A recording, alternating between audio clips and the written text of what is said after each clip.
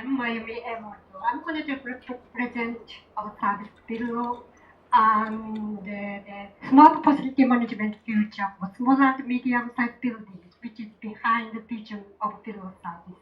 But I'm sure you may not be familiar with this industry, so I'm going to present why the lifetime of Japanese building is shorter than 40 years old, and why Japanese small buildings need something new solution, and what is the smart facility management, and then our approach to the smart facility management. I have only 10 minutes, so I try to speak efficiently. So the first question, why the lifetime of Japanese building is as short as 40 years old? You see that kind of building, Japanese say that it's too old, must be rebuilt. Why? Because of artwork or wooden culture, low quality. Well, I'm not going to do which country is this, but actually it's not with wooden building, and there's no suffering. Not everywhere in Japan suffering from artwork. So it's no. Actually, 40 years old, it's just a lifetime of facilities. You may know that this is a building just in front of Shimbashi Station. They want to be rebuilt within few years. And because it takes too much cost, or they said it's too much cost for facility, maintaining facilities, so they decided to rebuild the bigger buildings. But it worked. It's reasonable when population, the economy are expanding. Well, I said present sentence, but actually I'm going to past sentence. And this is the second question: why Japanese small buildings need something new solution? I said, this is the population of Japan in past and in future, predicting the future. We are already this here something 2020. So Japanese population going to decline quite rapidly. So there's no longer reasonable to build bigger buildings. And especially for the small, medium-sized building, this is the actually this is only office buildings for Tokyo 23 wards, and that side is the large building, and the left side is a small, medium-sized building. You see that there's a large amount of small, medium-sized between. This is a battle line, the age of building, and between 25 and 30 years ago.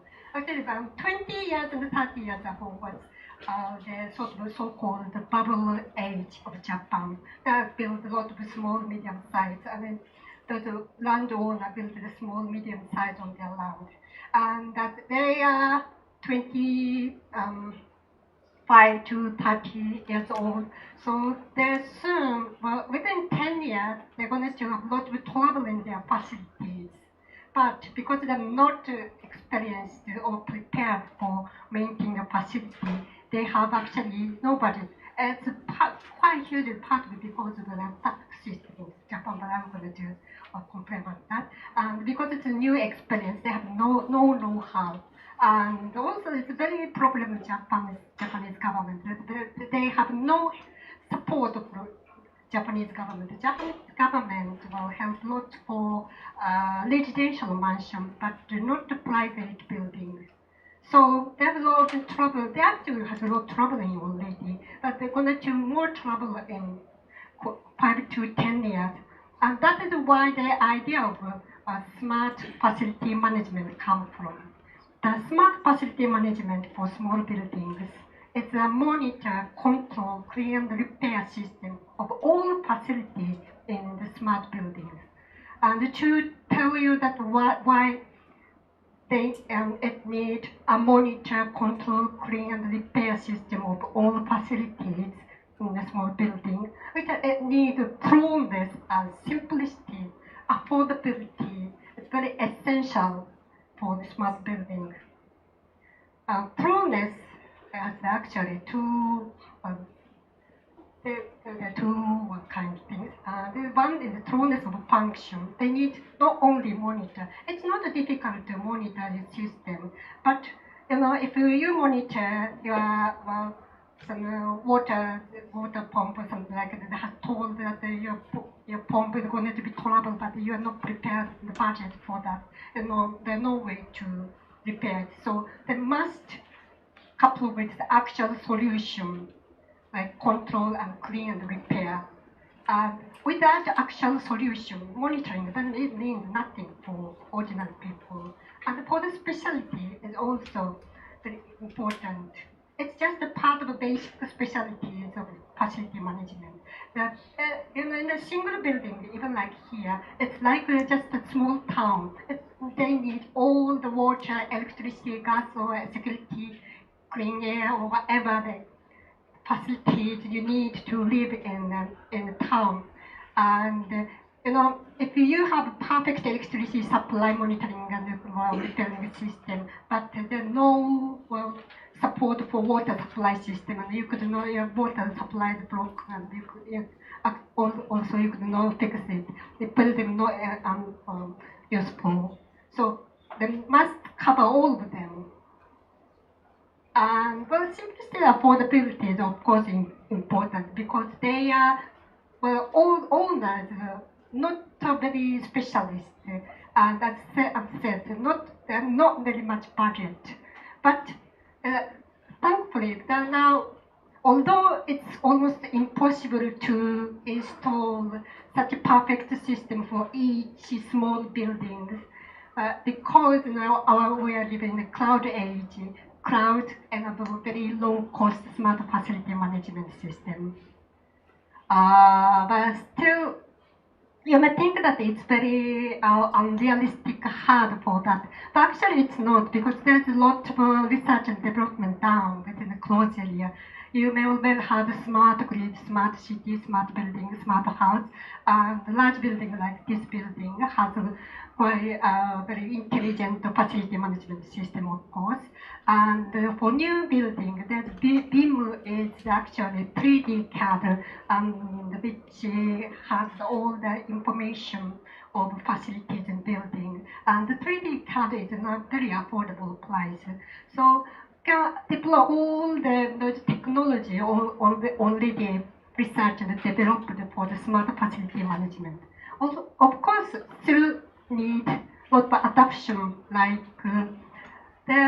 for instance, something like security and always need to monitor. But like water pumps, they actually work fine. When it's work fine, it's fine for 10 years or 20 years, no problem. So not always monitored all the time. But I hope that the deep learning monitoring can pick some sign of trouble not only to me. And also, there's a lot of physical stuff that need more attention.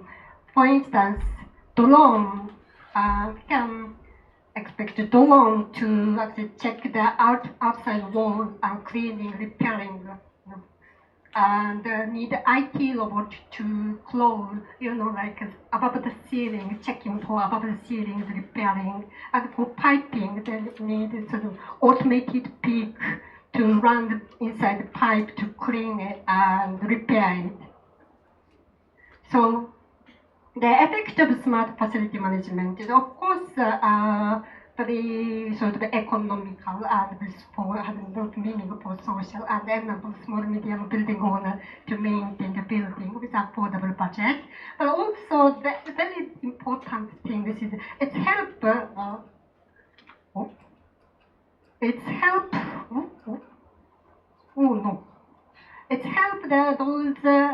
those specialists from the danger filthy works. There's all the people working doing danger filthy works to maintain facilities in buildings.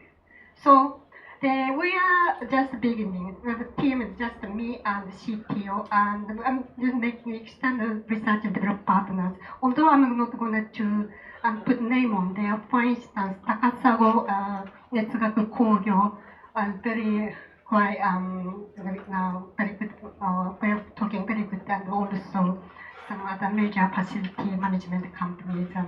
We're talking and making a very good discussion. And why we start from the small is that because we need to create the market first to make the platform to try and deploy, because there's a lot of areas, specialty areas, involved in here. So it's it's almost impossible to deploy at the once. So then the last stage, we're going to make the platform to operate that. 10 minutes. Sorry, same for Sorry. everyone. Yeah, that's it. Thank you.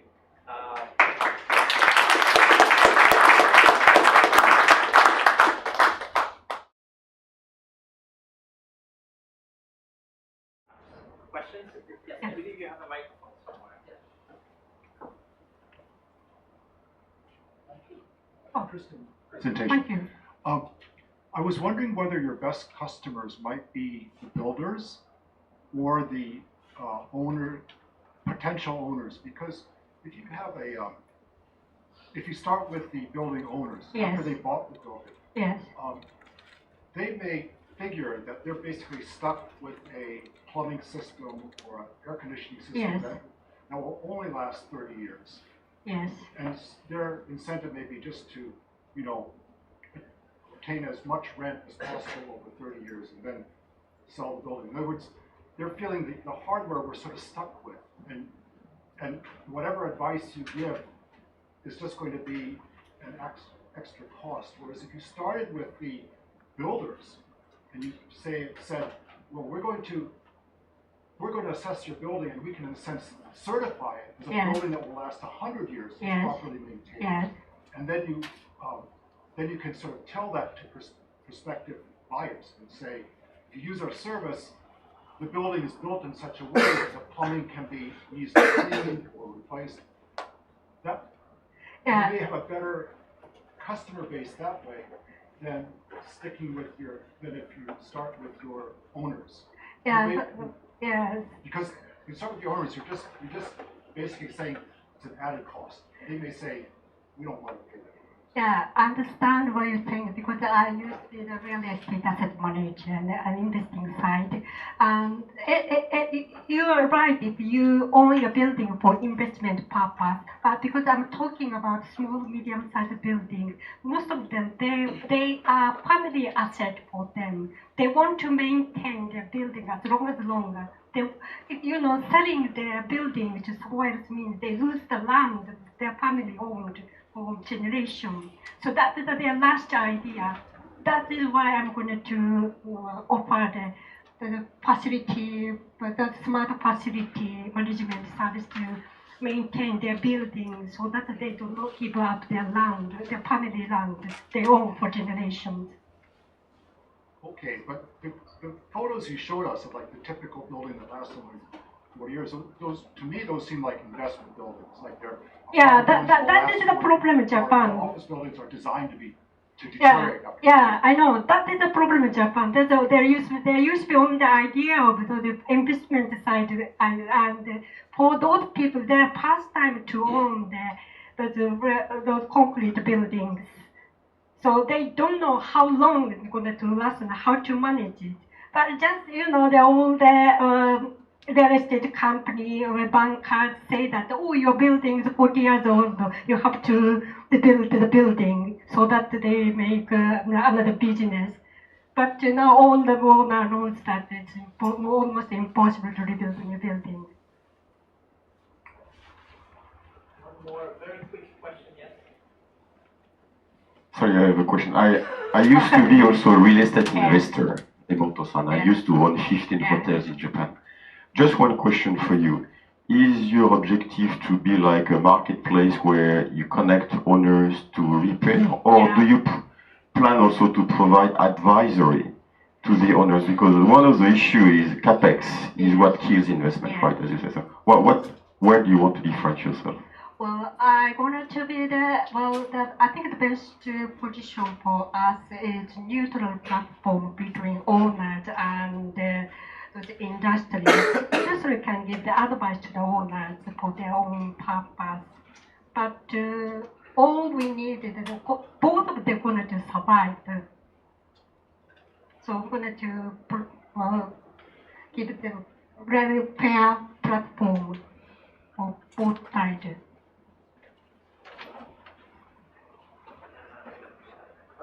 Thank you very much.